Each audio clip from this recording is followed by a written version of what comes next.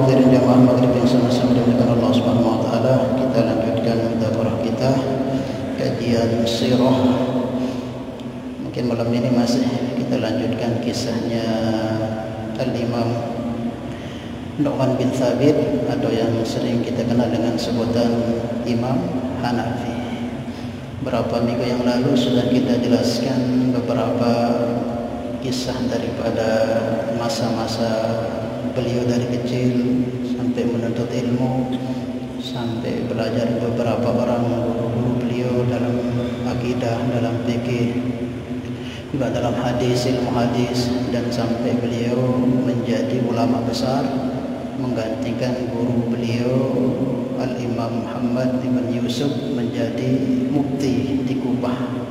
Semenjak guru beliau wafat, Muhammad ini minggu yang lalu sudah kita jelaskan termasuk guru beliau dalam fikih yang paling lama, hampir 18 tahun beliau berguru kepada Muhammad, sehingga wafat gurunya beliau yang menjadi penerus pengganti atau yang mengambil alih posisi guru beliau menjadi mufti di Kubah.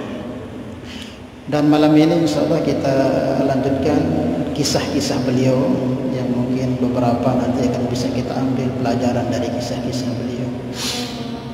Beliau ini menjadi seorang ulama besar itu di masa khalifahnya Abu Ja'far Al-Mansur di zaman tabi'in. Nah, beliau ini selepas terkenal menjadi seorang ulama besar, jadi rujukannya para ulama bukan hanya di Kufah, di Basra juga, bahkan di luar Irak itu, di luarnya Kufah dan Basra itu banyak ulama-ulama yang ambil rujukan ilmu fikih terutama kepada beliau, sehingga beliau terkenal dengan sebutan Imamul A'zam. Sering kita dengarkan gelar beliau Imamul A'zam. Namanya Imamul A'zam ini rujukannya para ulama, bukan hanya ulama, tapi pimpinannya para ulama. Jadi ulama kalau kesulitan nanti terhadap pembahasan ilmu, nanti bertanyanya kepada beliau. Saking terkenalnya beliau, sehingga raja di masa itu ingin menjadikan beliau, khalifah di masa itu ingin menjadikan beliau sebagai seorang qadhi. Karena terkenalnya kealiman beliau ini merata sudah di mana-mana, sehingga butuh raja ini, khalifah ini untuk menjadikan seorang yang hebat yang akan mengurus masalah keagamaan umat Islam di masa itu. Maka singkat ceritanya, ini diceritakan dalam Tarikhul Baghdadi oleh Imam Khatibul Baghdadi, dalam kitab beliau diceritakan. Dan ini juga akhir daripada kehidupan beliau nanti. Jadi beliau ini wafatnya dalam kondisi sebagai tahanan. Wafatnya dalam kondisi sebagai tahanan raja. Itu ulama-ulama besar gitu. Jangan heran kita tengok ulama-ulama kok biasa ditangkap keluar masuk penjara, biasa memang zaman dulu, enggak aneh gitu. Maka raja ini ingin sangat musyawarah dengan para menteri-menterinya yang ada di sana, bagaimana siapa yang layak untuk kita jadikan qadhi di tempat kita ini, di kerajaan kita ini. Maka diseleksi, ternyata jatuh kepada beliau ini, Nu'man bin Thabit, atau yang kenal disebut dengan Imam Abu Hanifah, karena beliau terkenal kealimannya, kesolehannya, ketakwaannya, dan mampu menyelesaikan masalah-masalah. Jadi kemarin yang ceritakan juga ketika guru beliau wafat itu kan, beliau menekuni ilmu, mengganti posisi gurunya, sampai dikatakan 600.000 permasalahan fikih selesai beliau cerahkan. Maka beliau dikatakan Imamul A'zam. Maka setelah sepakat, beliau yang akan dijadikan sebagai qadhi di Kufah, maka khalifah Abu Ja'far Al-Mansur ini ngirim utusan ke rumah beliau. Datang utusan kepada beliau Beliau katakan utusan ini kepada beliau, Tuan, saya diutus oleh raja untuk Tuan mengambil posisi sebagai qadi di kerajaan. Ini putusan langsung daripada Amirul Mukminin Khalifah Abu Ja'far Al-Mansur. Maka beliau katakan, oh jangan dulu, stop dulu, saya minta petunjuk dulu kepada Allah, saya istikharah dulu, saya tidak berani langsung putuskan. Sudah ini sudah keputusan daripada Khalifah. Bilang sama Khalifah, untuk saat ini belum, saya mau minta petunjuk dulu kepada Allah. Maka putusan pun balik, disampaikan keluhan daripada Imam Abu Hanifah ini. Beliau minta istikharah dulu, minta gini, oh tidak apa-apa. Maka ditunggu sehari, 2 hari, sampai sebulan belum ada keputusan. Kan istikharah ya paling ya seminggu gitu kan. Ini sampai sebulan lebih belum ada keputusan. Dikirim, sahabat tanya lagi, mungkin dia lupa. Berangkat lagi ini utusan tanya, bagaimana? Bilang sama qadi saya tidak siap. Bilang sama qadi saya tidak siap jadi, bilang sama khalifah saya enggak siap jadi qadi. Maka utusan pun balik, sampaikan salam beliau kepada khalifah di saat itu. Khalifah imam mengatakan beliau tidak tidak menerima jabatan sebagai qadi. Kalau begitu suruh dia ke sini. Ini keputusan saya sebagai khalifah Amirul Mukminin, suruh dia ke sini. Nah, karena seorang rakyat kan, beliau termasuk rakyat. Dalam agama kan kita harus juga taat kepada pemimpin. Maka beliau datang, dijemput, datang. Beliau didudukkan sama ulama-ulama yang lain. Ditanyakan, kenapa engkau tidak mau ngambil jabatan sebagai qadi di kerajaan ini? Kata khalifah. Maka beliau katakan, saya ini enggak sanggup. Raja katakan, wallahi kamu ini sanggup. Raja itu bersumpah, engkau ini sanggup, karena engkau lah yang di daratan ini yang paling fakih, yang paling alim. Beliau jawab juga, wallahi saya enggak sanggup. Sama-sama pakai wallahi, sumpah juga. Beliau itu sebenarnya bukan karena beliau enggak mampu. Beliau itu takut karena ini amanah besar. Ini amanah yang sangat berat. Dalam satu hadis Nabi sallallahu alaihi wasallam sabdakan, man waliyal qada'a aw ju'ila qadiyan bainan nas faqad dhubiha bighairi sikin. Siapa yang dijadikan sebagai tukang putus atau dijadikan qadi di antara manusia, maka sungguh dia telah disembelih tanpa menggunakan pisau. Seperti orang disembelih tapi enggak pakai pisau. Yang pakai pisau kan cepat, mati. Kalau enggak pakai pisau tapi disembelih, ya Allah, bila sakit sampai putus tapi enggak pakai pisau, ya Allah, ngambil lelah ngambil sekat mati. Ya begitulah orang yang menjadikan qadi di antara sebagai pemutus masalah umat, itu seperti orang yang disembelih hidup-hidup tanpa menggunakan pisau. Berat bagi beliau untuk menerima ini. Bersumpah lagi qadi, wallahi kamu layak jadi khalifah.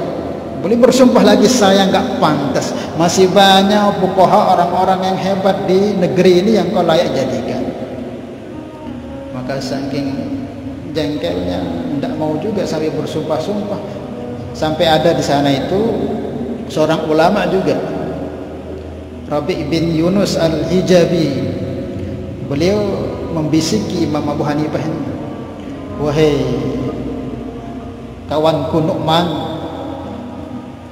kau kan tahu kalau sumpahnya rakyat dengan sumpahnya Amirul Mukminin itu berlawanan, maka mesti yang dimenangkan adalah sumpahnya pemimpin. Kan kau tahu itu? Iya, saya tahu, tapi saya tidak mau, saya tidak kuat, saya tidak mampu. Akhirnya ini Amirul Mukminin marah. Ya sudah, jebloskan dia ke penjara. Dia tidak taat sama pemimpin. Akhirnya menolak untuk dijadikan qadi. Kalau kita sekarang kan rebutan. jadi jebutan, bahkan bayar ini bayar. Imam Muhammad ditolak itu, sehingga beliau dijebloskan ke penjara. Kemudian apa? Dicambuk, disuruh tukang algojo yang cambuk dia 100 kali, dicambuk. Menolak jabatan, dimasukkan penjara, nggak cukup dimasukkan, tapi juga dicambuk 100 kali. Ulama paling hebat di masa itu dicambuk 100 kali, dicambuk.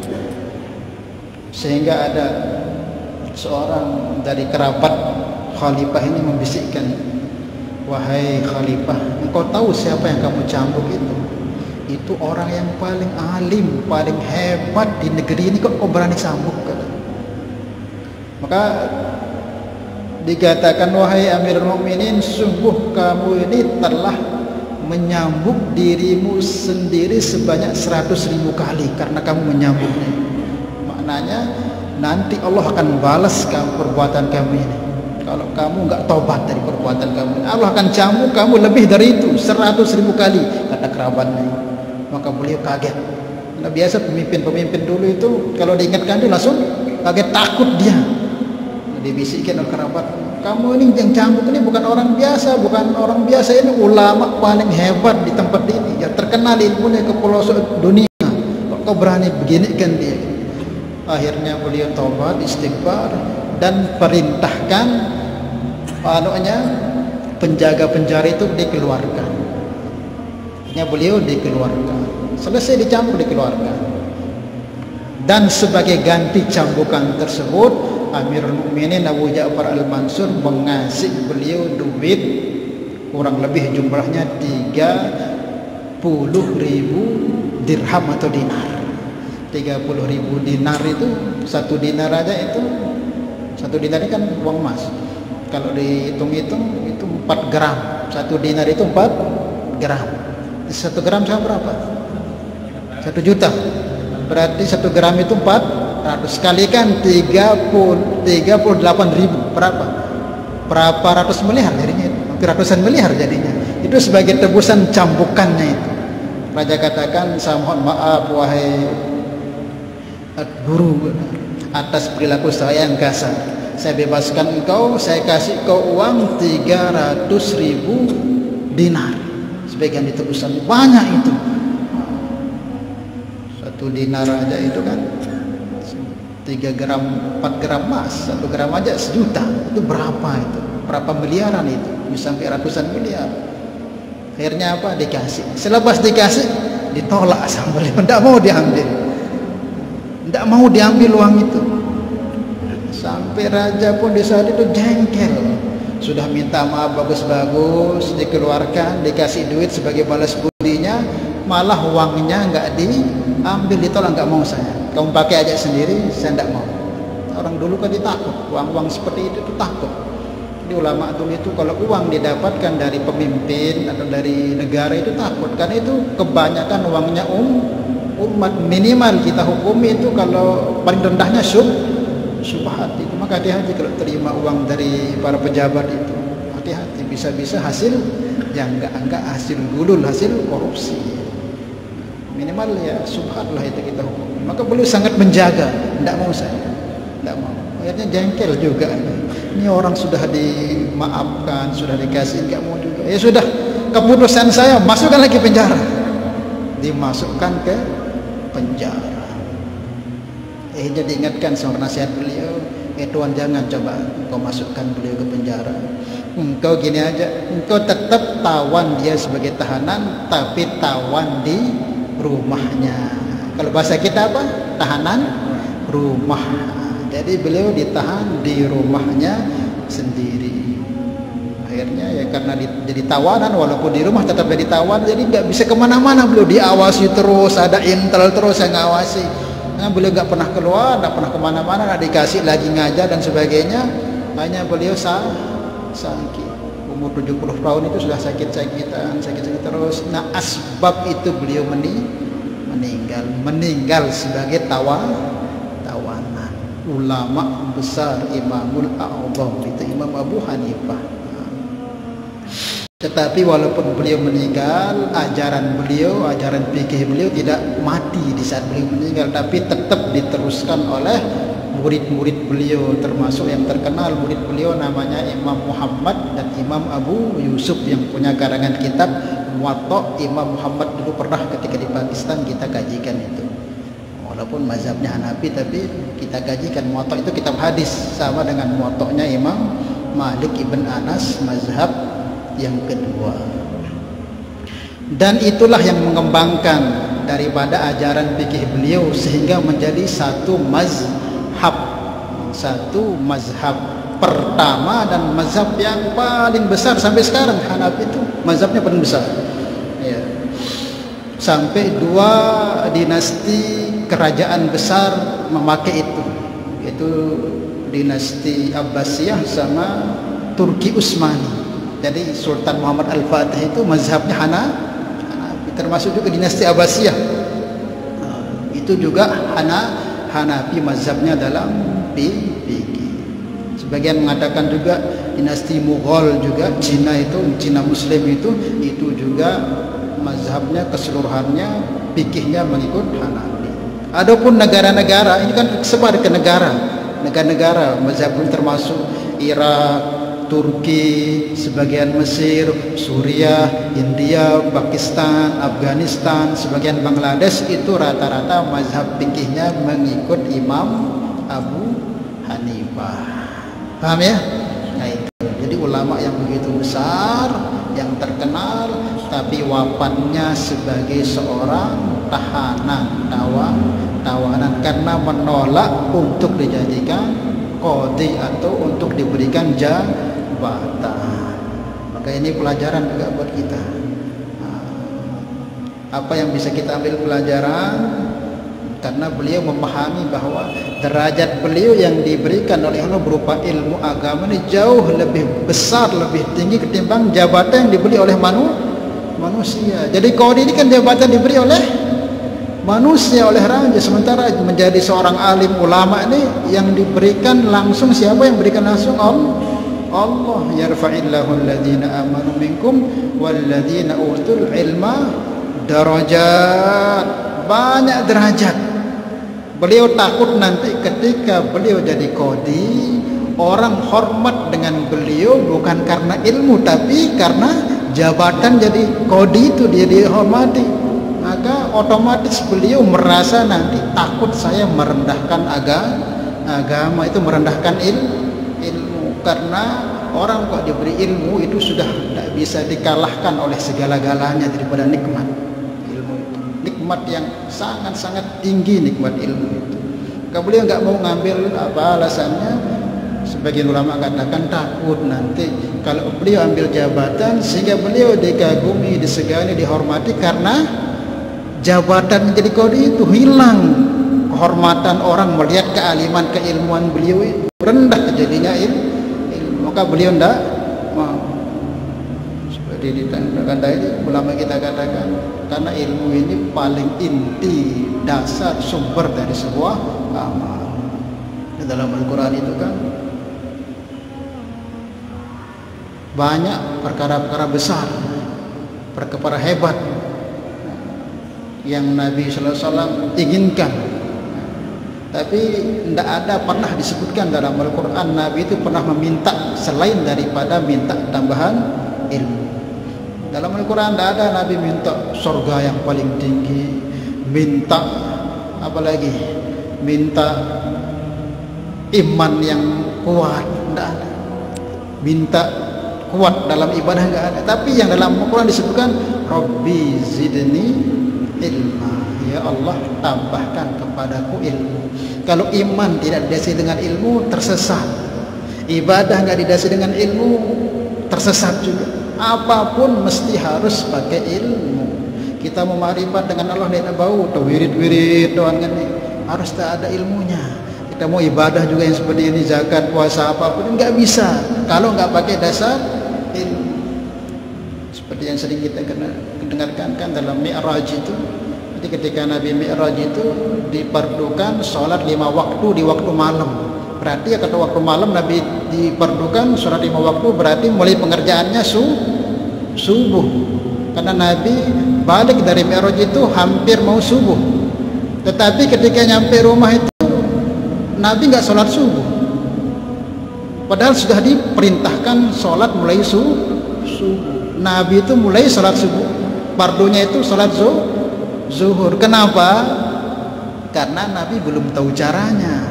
Memang perintahnya sudah datang, perintah sholat 5 waktu, tapi belum tahu caranya di subuh itu, karena beliau nyampe itu belum diajarkan sama Jibril. Nah, ketika pagi harinya Jibril datang diajarkan cara sholat. Maka sholat pertama yang dikerjakan Nabi itu sholat zuhur.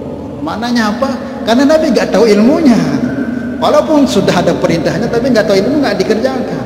Maka itulah pentingnya ilmu. Hatta sholat pun ibadah paling tinggi, kalau nggak dipakai ilmu, ya bukan tambah kita dekat dengan Allah.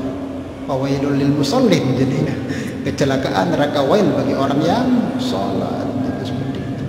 Nah, itulah juga diantara hikmahnya yang kita bisa ambil, bahwa beliau sangat menjaga kehormatan ilmu. Dia tidak mau ilmu yang begitu berharga yang Allah anugerahkan ini kalah derajatnya dengan jabatan-jabatan yang diberikan oleh makhluk-makhluk Allah. Kemudian apa juga yang bisa kita ambil pelajaran, yaitu karena beliau mengingat juga hadis Nabi bahwa di antara ciri-ciri ulama-ulama yang kurang baik, kalau bahasa kasar itu ulama su, itu yang terlalu senang datang ke pintu-pintu penguasa. Senang dia datang. Itu cirinya itu.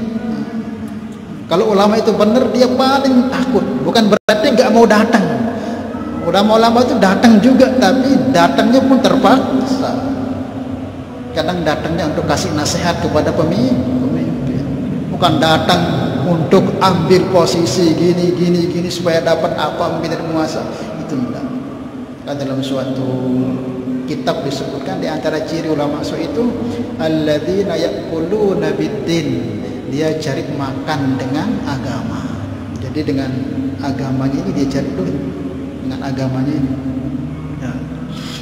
Kemudian wayabi'u dinahu bid dunya, dia jual ayat-ayat Allah untuk cari dunia. Nah, itu ciri ulama-ulama. Maka kita ya, semoga Allah jaga kita. Salah ya. Nah, makanya kita mohon minta kepada Allah Subhanahu wa taala. Tapi mendengar ini ya jangan kita tengok mungkin ada ulama-ulama kita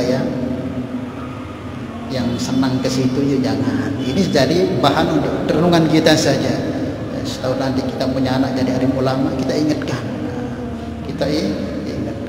Karena kalau sudah ulama itu bergabung dengan hal-hal seperti itu, nanti tidak lagi dihormati dia itu sebagai seorang ulama, sehingga nanti umatnya akan pecah belah. Dan sudah banyak kita tengok, walaupun alasannya pokoknya kalau enggak ulama pegang tempat ini posisi ini tidak bisa sudah. Ternyata apa? Ternyata pas dipegang malah hancur. Ulamanya itu hancur. Pengikutnya amburadul, sehingga pengikutnya disuul adab dengan dia dan sebagainya. Itu terjadi. Nah, makanya zaman dulu itu banyak orang yang tidak mau, terpaksanya pun datang kepada pemimpin semata-mata untuk kasih nasihat. Selebihnya enggak. Kemudian juga beliau lebih mementingkan derajat tinggi di akhiratnya Allah Subhanahu wa taala, karena beliau teringat dengan ayat Allah, tilkad darul akhirah naj'aluha lil ladzina la yuriduna uluwan fil ardi wala fasada. Ini negeri akhirat, surga ini disiapkan oleh Allah lil ladzina la yuriduna uluwan, untuk orang-orang yang tidak ingin meninggi di dunia ini, tidak ambil ingin jadi ini jadi wala fasada, dan tidak ingin kerusakan. Dia ingin mulia, ya kemuliaan yang dari Allah. Jadi karena kalau kemuliaan yang dari Allah itu sebagaimana Allah itu kekal sifatnya, maka kemuliaan dengan pelantara Allah itu akan kekal. Tapi kalau kita cari kemuliaan dengan selain itu, dengan jabatan, dengan harta, dengan ini, itu semua sementara. Maka kemuliaan kita juga jadi sementara. Ya, orang yang punya jabatan dia dimuliakan ketika punya jabatan, tapi kalau ada jabatan hilang, apalagi kalau menjabatnya nggak benar, tidak ada orang melihat dia lagi. Tapi kalau orang mulia dengan agama, dengan kesolehan dan ketakwaan, dengan ilmunya, nah, sampai mati dia akan tetap dimuliakan. Tidak hanya dianya, kampungnya ikut mulia, anak turunnya ikut dimuliakan, didoakan. Sunan Ampel itu kita tengok wafat berapa tahun, hampir sudah berapa tahun beliau wafat? Ada 300 tahunan? Hah? Ada? Ada. Dan kita nggak kenal beliau, tapi hari-hari ke Ampel itu nggak pernah sepi itu orang ziarah. Toko-toko banyak, orang dapat rezeki karena sebab beliau. Itu orang kok mulia dengan agama, itu akan dikekal kemuliaannya sampai kiamat. Bukan sampai kiamat, sampai di akhirat nanti dia akan mulia. Maka jadilah kemuliaan dengan agama, dengan Allah, karena itu kekal. Maka kemuliaan yang karena oleh itu akan kekal sampai kapan? Tidak akan batas akhirnya. Kemudian niki ada kisah juga, mungkin ini juga itu yang perlu juga kita ketahui daripada kewafatan beliau. Jadi wafat beliau itu sebagai tawanan, wafat sebagai tawanan, mati sebagai tahanan rumah. Kemudian ada juga kisah beliau yang perlu juga kita jadikan iktibar. Ini pendek tapi sangat menyentuh kisah beliau ini. Dari beberapa sumber disebutkan, beberapa kitab disebutkan pernah beliau ini sudah jadi ulama besar, sudah bergelar Imamul A'zam. Suatu ketika beliau berjalan di pinggir jalan, berjumpa dengan anak kecil miskin biasa. Anak kecil ini pakai sendal kayu. Kalau sendal kayu itu bahasa kita itu apa? Trompe tinggi kan. Maka Imam Hanafi, Abu Hanifah, Nu'man ini memegang kepala anak kecil, pelan-pelan nanti kamu terpeleset nanti. Maka ya, anaknya ngelihat, anaknya masih kecil ini, anaknya masih kecil. Maka dia ngelihat, oh terima kasih Pak, katanya. Oh boleh saya tahu tuan ini siapa, kata anak kecil ini. Ya, saya Nu'man, katanya. Nu'man, ingat di otaknya anak ini sering disebutkan namanya di majelis-majelis di masjid-masjid, Nu'man bin Thabit.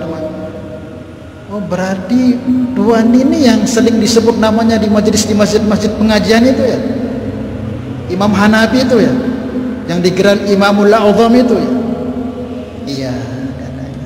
Iya, cuman gelar Imamul A'zam apa-apa itu bukan saya yang nisbatkan, itu orang-orang yang senang, yang husnuzon dengan saya, dia sebut sebagai Imamul A'zam, bukan saya katanya. Itu ketawaduan beliau. Oh tuan berarti ya. Tuan juga saya ingatkan ke tuan, jangan sampai ilmu, kedudukan, kemasyhuran yang tuan miliki ini menyebabkan kelak tuan terpeleset di akhirat.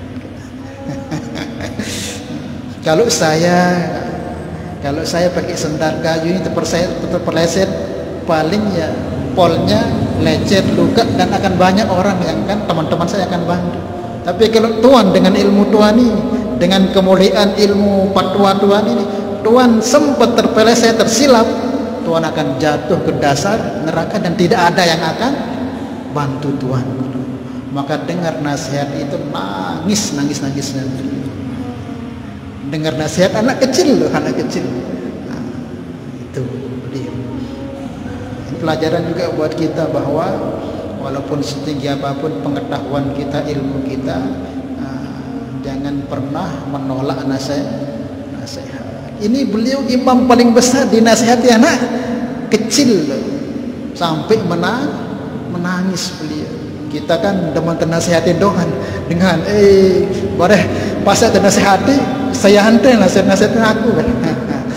Itu menunjukkan kekerasan hati kita. Rumah kita ini ustaz-ustaz ini senang nyampian.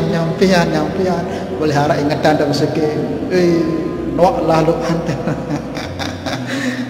Kekerasan hati, kesombongan. Imam Abu Hanifah itu anak kecil yang nasihati, beliau dengar dan malah menangis karena itu benar.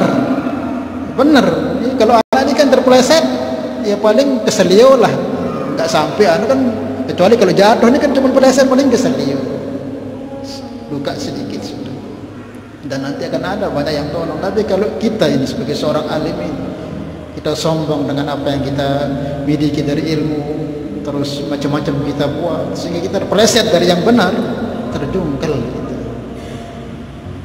Al-awwalu man tusa'ar bihin nar yaumal qiyamah. Nabi sabdakan orang yang pertama kali akan digeret masuk ke neraka itu siapa? al-ulama. Ulama. Terus dia takut jadi ulama terus. Bukan dia pondokan anakku jadi ulama. Enggak. Ulama aja begitu, apalagi yang awam. Jadi patokannya gitu. Ulama aja begitu, apalagi yang awam. Kadang kita ini pendengar Dajjal keluar besok itu akan ada 40 ulama besar yang akan ikut. Sehingga takut jadi ulama. Ulama aja yang begitu kuat ilmunya, kuat iman, takwanya ikut Dajjal, apalagi yang awam. Gitu cara mikir kita. Apalagi yang awam. Jangan sampai karena kita dengar itu terus kita takut jadi ulama. Mana yang awam lebih lagi akan terkena fitnahnya Dajjal. Jadi seperti itu. Ini maksudnya ya bagi kita sebagai seorang pengajar ini untuk selalu bertawadhu. Penyakit kita kan sebagai pengajar ini senang menasihati, tidak mau dengar nasihat. Dalam satu kaul disebutkan khudil hikmata walau kharajat min fahmil bahaim. Ambil itu hikmah, kalau itu baik bisa menjadi motivasi, nasihat. Ambil itu walau kharajat min fahmil bahaim, walaupun itu nasihat keluar dari mulutnya binatang. Dendek na manusia na binatang dong lagu ya manfaat no, beng te tobat, beng te baik, beng te motivasi untuk lebih baik. Itu walaupun dari binatang kita ambil, apalagi dari manusia. Karena kita nggak tahu kan, kadang ada juga yang bikin kita berubah itu kadang nasihat dari preman, bisa jadi. Tahu hikmah Allah itu macam-macam Allah keluarkan. Kadang ada orang itu ngaji tapi enggak masih doang keras hati, ternyata balihara berdiri langan dia kasih nasihat, itu yang bikin dia berubahnya kita enggak tahu. Makanya manapun kebaikan-kebaikan hasil itu baik, jangan kita tolak walaupun itu dari keluar dari mulut yang bukan manusia, binatang. Paham ya? Ya. Sudah waktunya. Dan juga menunjukkan akan ketawaduan beliau juga. Maksudnya apa? Jangan gara-gara gelar kita ini kita jadi gengsi. Kebanyakan kita kan gelar itu gelar agama atau jabatan dunia. Kadang kita ini kalau nggak disebut gelar kita ini milih datang wali itu. Misal kita jadi profesor LC gini. Ndek sempat disebut. Sebut kan bapak ngene-ngene. Yakin wah kami datang itu. Anten ya aku mati-matian korban untuk dapat gelar ini, sebut naraku biasa karena bila datang. Itu beratnya orang punya gelar itu, termasuk ustaz juga. Kalau hanya disebut ustaznya tok, tidak ada gelarnya hafiz, alim, allamah aja, karena bila datang ngisi pengajian. Jadi seperti itu, hati-hati juga dengan gelar ini akan membawa fitnah yang bisa menyebabkan kita takabur, sombong tanpa kita terasa. Minimal akan terasa. Mesti kita tidak senang dengan penyampai, saya penyampai ini, maka dia tebang nyampian di nerak sebut gelar-gelar. Dan kesombongan itu, ketakaburan itu, itu akan membahayakan. Sombong sebiji saja, sezarah saja itu, jangankan masuk surga, pintu cium bau surganya tidak akan kita dapatkan. Paham ya? Makanya caranya gimana ya, tanamkan semua dari Allah. Hakikatnya kita ini tidak punya apa-apa. Hakikatnya kita ini hamba. Kalau ada orang mengatakan kita ini orang bodoh, orang pendosa, ya hakikatnya memang kita pendosa kan? Orang katakan kita kotor, hakikatnya kita kotor. Coba dari atas sampai bawah nih, taitok isinya. Nih taitok. Lama katakan kita ini, hakikatnya gitu. Kalau ada katakan kita ini orang bodoh, orang jahil, ya memang manusia itu zaluman. Maka kalau kita kenal diri kita itu sebenarnya enggak kita marah. Enggak kita marah, karena hakikatnya memang seperti itu. Nah, hakikat kejadian kita manusia itu. Tapi kalau kita digitu kan marah kita kan. Nah, karena apa ya, ego yang masih mantap di hati kita. Wallahu a'lam bishawab. Azan nih. Masih ada satu kisah lagi. Ini kita tengok waktunya dulu. Ini kisah orang tua beliau, dan ini juga sering kita dengar, tapi ini sangat luar biasa. namanya bapak beliau kan Thabit. Nu'man ibn Thabit ini kisah disebutkan dalam kitab Al-Ghani karyanya Imam Abul Faraj Al-Asbahani. Jadi ayah beliau namanya Nu'man. Nu'man ini pernah satu ketika berjalan di pinggir sungai. Berjalan di pinggir sungai ketemu buah apel. Kita singkat-singkat aja, ketemu buah apel. Maka saking laparnya, hausnya beliau makan apel itu. Dia makan habis kenyang, ingat, ya Allah, ini apel siapa ya? Ini apel siapa ya? Saya berarti makan bukan milik saya ya. Beliau kaget, takut. Ini beliau cari. Ini kehebatan orang dulu itu. Langsung ingat ketika udah makan kenyang, ingat. Lagu lamun itu pikiran ingat. Pas pensiun, astaga, dengar pengajian astaga lain ini pensiun udah pirnya taman deh anu barang-barang kena. Makanya beliau cari di mana ini, siapa punya kebunnya, ketemu. Udah berjalan berapa kilo ketemu. Oh berarti ini, lihat ada orang tua lagi nyapu. Hei tuan, engkau yang punya kebun ini? Oh enggak, saya ini penjaga. Saya pernah makan ini buah ini. Oh jadi kalau kamu minta ikhlasnya datang ke pemiliknya, di mana rumahnya? Sana. Sehari perjalanan. Berangkat sehari perjalanan. Berangkat sampai sana juga tuan-tuan yang punya pernah pohon apel yang pojok sana itu. Iya, kenapa? Saya mau minta ikhlas nih. Saya takut nanti kalau ini makan menjawab saya masuk neraka. Akhirnya apa? Oh, jangan mudah-mudah seperti itu. Karena ini tahu dia orang hebat kok, hanya satu biji aja kok datang dia dari jauh sehari-harian datang untuk minta ikhlas. Oh, ini orang hebat. Oh, maka beliau juga mikir nih calon mertuanya ini. Oh, enggak seperti itu, kamu minta mudah ikhlas, ada syaratnya kata.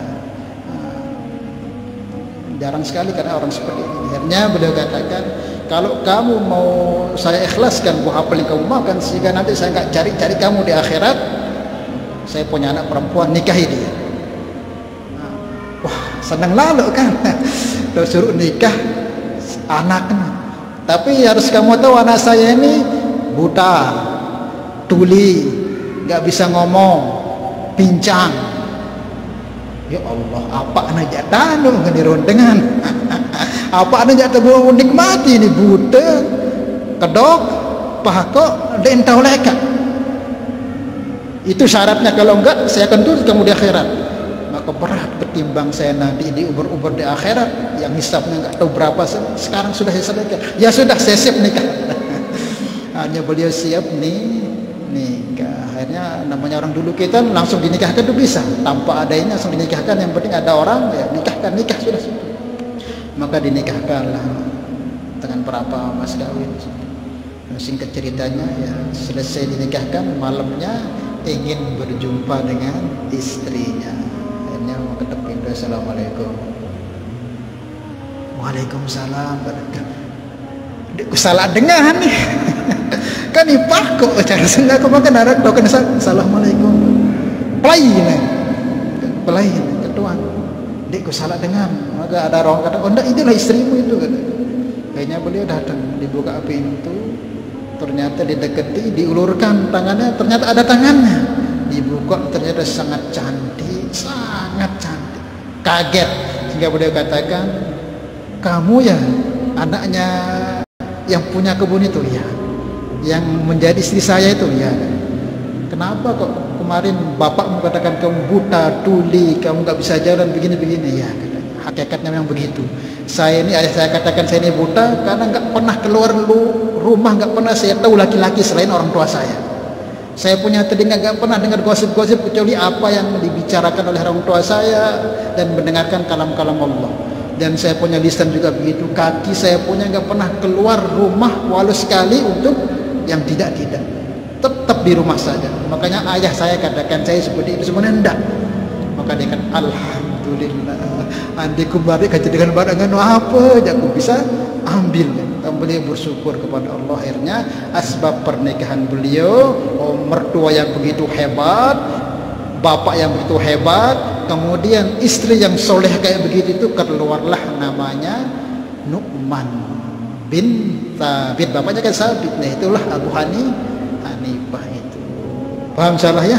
Wallahu a'lam bishawab. Makanya ya kalau kita mau anak kita itu jadi orang hebat, bapak ibunya juga harus hebat, harus mujahadah, harus jadi orang soleh, maka nanti anaknya pun akan nurut menjadi orang soleh. Wallahu a'lam bishawab.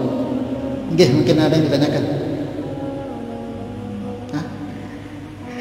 Bingung Tuhan. Ditanyakan enggak? Karena ini cerita jadi ya intinya ya apa yang kita bisa ambil pelajaran dari kisah-kisah yang tadi itu kita pegang untuk kita menjadi lebih baik untuk kedepannya. Makanya kalau kita mau pengen anak-anak yang hebat, ya kita orang tua harus juga menjadi orang tua hebat. Dalam surat Nuh itu kan sebelum diceritakan mengenai kisah Nabi Nuh itu Allah cerita mengenai tanah. Wal baladut thayyibu yakhruju nabatuhu bi rabbih walladzi khabutha la yakhruju illa nakida. Tanah yang rusak itu akan menimbulkan pohon-pohon yang rusak, akan banyak penyakitnya. Tapi kalau tanah yang bagus itu akan menumbuhkan pohon yang bagus. Baru Allah cerita kisah Nabi Nuh. Maknanya apa? Dari kisah tanah ini bisa kita lihat di kisah Nabi Nuh, orang tua yang tidak beriman kepada Allah melahirkan anak yang dilaknat oleh siapa? Kan istri Nabi Nuh itu kafir, tidak ikut dengan Nabi Nuh, terlahirlah anak yang namanya Kan'an, yang tidak mau ikut naik itu. Allah katakan dia itu bukan keluargamu, dia itu orang kafir, kata Allah. Innahu laisa min ahlik, innahu amalun ghairu salih.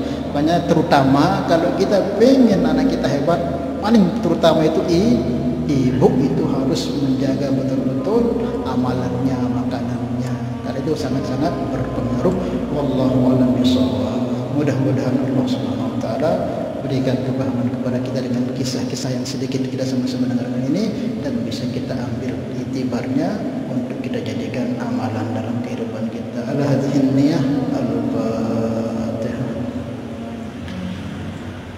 Bismillahirrahmanirrahim. Alhamdulillahirabbil alamin. Iyyaka na'budu wa iyyaka nasta'in. Shiratal ladzina an'amta 'alaihim. Salatullah salamullah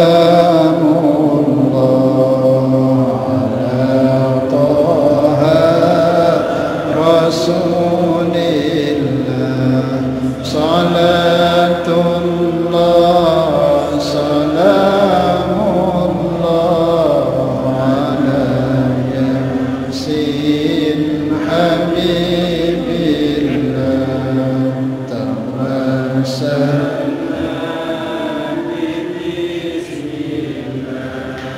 Wahdil